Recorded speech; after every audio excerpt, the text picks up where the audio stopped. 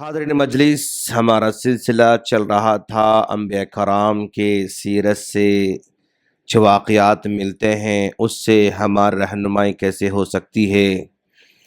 آج ہم انہی حضرت ابراہیم علیہ السلام کی نسل سے آنے والے اسحاق علیہ السلام، پھر یعقوب علیہ السلام اور ان کے بیٹے حضرت یوسف علیہ السلام، آج ہم حضرت یوسف علیہ السلام کی زندگی کا پہلا واقعہ اس سلسلے میں ہم آپ کے سامنے رکھیں گے اور دیکھیں گے کہ بھئی اس طرح کے واقعات امت مسلمہ کو کیسے تباہ کر دیتے ہیں اور اس کے عوامل کیا ہوتے ہیں، کیوں ایسے ہوتا ہے، اسباب کیا ہیں، اس پر ہم روشنی ڈالیں گے انشاءاللہ۔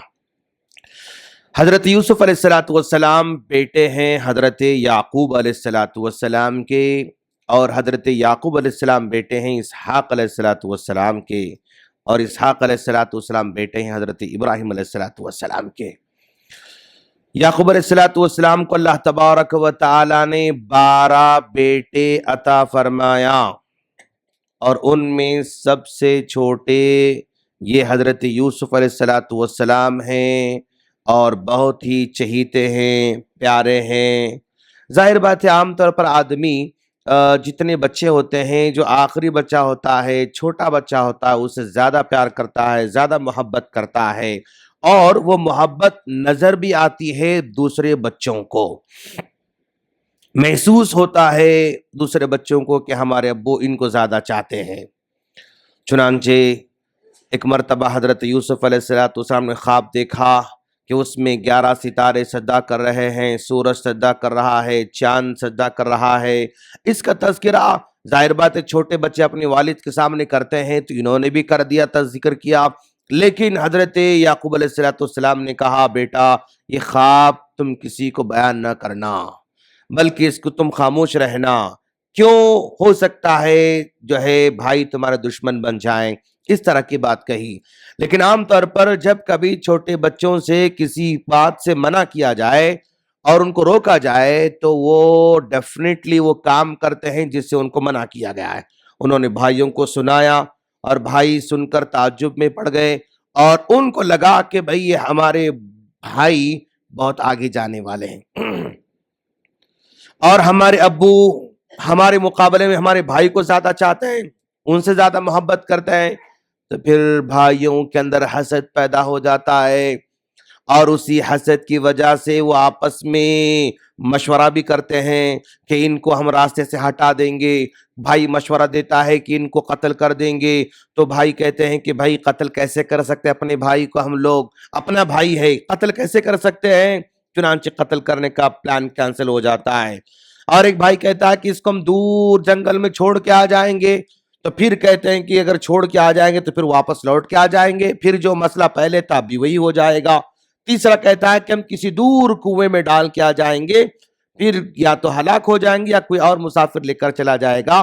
کنویں میں ڈالنے کی بات ایکسیپٹیبل ہو جاتی ہے، اور پھر باپ کے پاس آتے ہیں، ابو ہم اپنے بھائی کو کھیلنے جانا چاہ رہے ہیں، ہمارے ساتھ چھوڑیے، وہ تو ہمارا پیارا بھائی ہے۔ لیکن باپ ڈرتے اور کہتے ہیں کہ نہیں، کہیں جب تم کھیلنے جاؤ گے تو میرا بیٹی کو جو ہے کہیں کوئی بھیڑیا نہ کھا لے، اس طرح خدشہ ظاہر کرتے ہیں، اور پھر یہ لے کر جاتے ہیں کنویں میں ڈال دیتے ہیں۔ ڈالنے سے پہلے ان کا کرتا نکال لیتے ہیں، کسی جانور کو ذبح کر کے اس کا خون کرتے کو لگاتے ہیں، پھر روتے روتے روتے شام میں واپس لوٹ کر باپ کے پاس آتے ہیں اور کہتے ہیں کہ ابو جان آپ نے جو کہا تھا صحیح کہا تھا، کہ ہم سامان رکھے تھے اور ہم بھائی کو سامان کے پاس بٹھائے تھے، ہم کھیلنے دور چلے گئے، آئے تک دیکھے کہ بھائی یہ بھیڑیا کھا چکا ہے۔ تو یعقوب علیہ السلام نے کرتا پکڑا اور کہا کہ وہ بھیڑیا بہت ہی چالاک نظر آ رہا ہے، وہ پہلے آیا، کرتا نکالا، پھر ان کو کھا لیا، اس کے بعد کرتے کو خون لگا کر وہ چلا گیا، تم مجھے بیوقوف بنا رہے ہو۔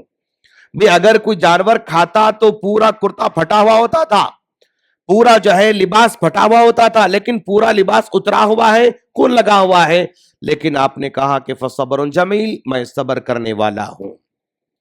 تو یہ انسیڈنس، یہ واقعہ حضرت یوسف علیہ السلام کی زندگی میں حسد کا شکار آپ ہو رہے ہیں، اور یوسف علیہ السلام کی زندگی کو خطرے میں ڈالنے والے اپنے ہیں، اپنے بھائی ہیں، اپنے خون کے خونی لوگ ہیں، اپنے خونی رشتہ دار ہیں۔ تو حضرت یوسف علیہ السلام کو نقصان پہنچانے والے اپنے بھائی ہیں، اور اسلامی تاریخ ہمیں بتاتی ہے کہ جہاں بھی مسلمانوں کو بہت بڑے بڑے نقصانات ہوئے وہ دشمنوں سے نہیں ہو سکے، اپنوں سے ہوتے رہے۔ پوری تاریخ اٹھا کر ہم دیکھیں کہ نقصان امت مسلمہ کو صرف مسلمانوں سے ہوا۔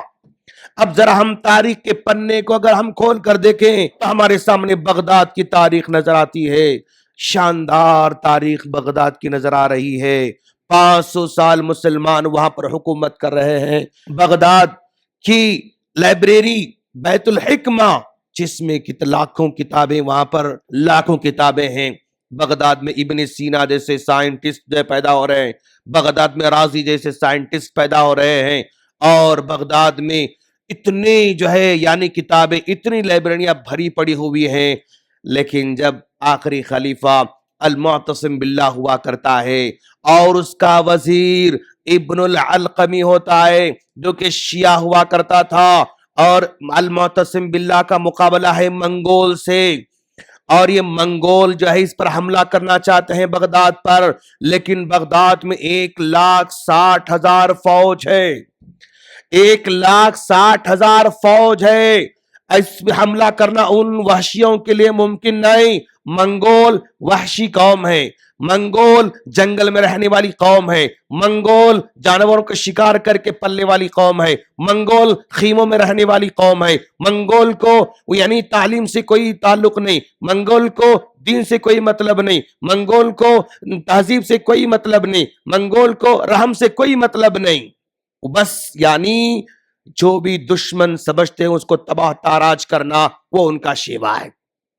حملہ کرنا چاہتے ہیں، 1,60,000 فوج، کیسے مقابلہ ہو سکتا ہے؟ مقابلہ نہیں ہو سکتا ہے۔ تو وہ المعتصم باللہ کے وزیر ابن العلقمی سے بات کرتے ہیں، اس کو خرید لیتے ہیں، اور خرید کر کہتے ہیں کہ تم بادشاہ کو کمزور کرو۔ کہا میں کیسے کمزور کر سکتا ہوں؟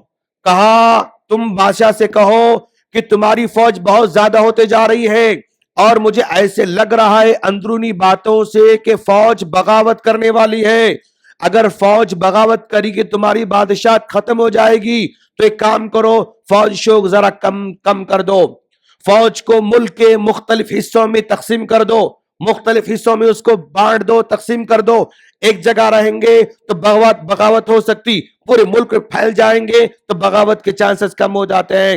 تو بادشاہ نے اپنے وزیر کی بات کو مان لیا، اور مان کر اس نے فوج کو تقسیم کر کے چھوڑ دیا۔ شہر میں صرف 10,000 فوج ہے، 10,000 فوج ہے۔ جب 10,000 فوج ہو گئی تو ہلاکو خان حملہ کرنے کے لیے آتا ہے۔ جب حملہ کرنے آتا ہے تو ابن العلقمی وزیر اپنے بادشاہ سے کہتا ہے کہ بادشاہ سلامت، اس وقت مقابلہ ہم نہیں کر سکتے، اگر ہم مقابلہ کریں تو ہار جائیں گے۔ ایک صورت یہ ہو سکتی ہے کہ ہم لوگ مسالت کر سکتے ہیں، اور میں مسالت کے لیے آپ لوگوں کی ملاقات کرا سکتا ہوں۔ تو معتصم باللہ نے سوچا کہ ہاں بات تو صحیح ہے، اگر اس وقت ہم مقابلہ نہیں کر سکتے، مسالت کر لے سکتے ہیں۔ تو ابن العلقمی نے المعتصم باللہ کو ہلاکو خان کے پاس مسالت کے لیے بھیجا۔ جب یہاں آیا تو ہلاکو خان اور منگول کے فوج نے ان کو پکڑ لیا، ان کو قید کر دیا، اور قید کرنے کے بعد یہاں پر حملہ کر دیا شہر پر، اور شہر پر حملہ کرنے کے بعد اس قدر خطرناک حملہ کر دیا کہ مسلمانوں کو ذبح کر کے کرتے ان کے سروں کے مینار بنایا کرتے تھے، سروں کے مینار بنایا کرتے تھے۔ اور ایک مورخ کہتا ہے اپنی کتاب کے اندر، حسبکم ان تعلموا ان ہلاکو خان لما دخل بغداد، آپ کو ایک جاننا بس کافی ہے کہ ہلاکو خان جب بغداد میں داخل ہوا، اہلک بعد احرق بعد الکتب، بغداد کی ایک لائبریری بیت الحکمہ اس کی کتابوں کو لا کر جلا دیا. فصارت اللیال کالنہار، رات میں کتابیں جل رہے ہیں تو ایسے لگا کہ دن کی روشنی پھیلی ہوئی ہے. وَأَلْقَى بَعْدَ الْكُتُبِ فِي دِجْلَةَ، اور کتابوں کو اس نے دجلہ کے جو ہے پانی میں ڈال دیا. فَصَارَ الْمَاءُ كَالْحِبْرِ، وہ پانی میں کتابیں گھلتے گھلتے گھلتے پانی سیاہ جو ہے سیاہ کی طرح ہو رہا ہے. یعنی اس قدر اس نے تباہی مچا دی کہ پھر یعنی بغداد کے اندر وہ المعتصم باللہ کے بعد مسلمان خلافت ختم ہو جاتی ہے. تو اتنی بڑی حکومت، اتنا بڑا شاندار کارنامہ جو مسلمانوں کا تھا، ابن العلقمی ایک وزیر کی غداری کی وجہ سے تباہ و تاراج ہو جاتا ہے. اسپین کو دیکھیں ہم، اسپین میں جو ہے 800 سال مسلمانوں نے حکومت کی، اور وہاں پر اسپین میں صرف ایک جو ہے یعنی غرناطہ شہر میں 70 لائبریریاں ہیں ماشاءاللہ، 1000 مسجدیں ہیں ماشاءاللہ. جامع مسجد کے اتنی بڑی جامع قرطبہ کہ جس کے ستون پلرز 850 پلرز والی مسجد ہے ماشاءاللہ، 850 پلرز والی مسجد ہے. اور اس جو ہے شہر میں بڑے بڑے جو ہے سائنٹسٹ پیدا ہو رہے ہیں. ابن رشد اسی کا وہیں کا پیدا ہوا ہے، اور ابن باجہ جو کہ فلکیات کا، آسٹرونومی کا جو ہے ماہر سائنٹسٹ ہے، وہیں کا پیدا ہوا ہے. اور اسی طرح یعنی الرازی اور جو ہے وہاں کے بڑے بڑے سائنٹسٹ اسی کے پیدا ہوئے ہیں. وہاں بھی اب مسلمانوں کے آپس میں اختلاف کی وجہ سے تباہ تاراج ہو جاتے ہیں، تباہ تاراج ہو جا رہے ہیں. پھر اس کے بعد ذرا دیکھیں یہ خلافت عثمانیہ کو دیکھیں، 500 سال خلافت عثمانیہ. اس میں ایک جو ہے وزیر پیدا ہوتا ہے مصطفیٰ کمال مصطفیٰ اتاترک. وہ اس نے جو کہ فوجی افسر تھا، اور اس نے فرانس کے ساتھ اور جو ہے دوسرے یورپی کنٹری کے ساتھ اس نے گٹھ بند کر لیا، اور گٹھ بند کر لے کے یعنی پورا کا پورا خلافت عثمانیہ تباہ ہو چھوڑ دیتی. خلافت عثمانیہ کو تباہ کرنے والا مصطفیٰ کمال اتاترک ہے. ایک غدار کی وجہ سے اتنی بڑی تاریخ تباہ ہو جاتی ہے.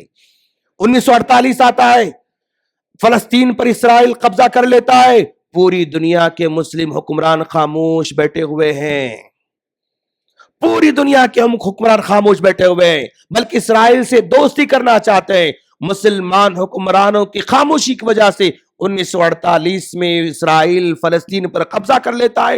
اور آج بھی وہاں کے بچوں کو بھوکا رکھنے کے باوجود بھی کوئی زبان کھولنے والا نہیں. سارے ہسپتال تباہ ہونے کے بعد بھی کوئی زبان کھولنے والا نہیں. سارے اسکول تباہ ہونے کے بعد کوئی زبان کھولنے والا نہیں. سارے گھر تباہ ہونے کے بعد کوئی زبان کھولنے والا نہیں. تو اپنوں کی غداری، اپنوں کی بے وفائی کی وجہ سے مسلمانوں کو تباہی ہوئی.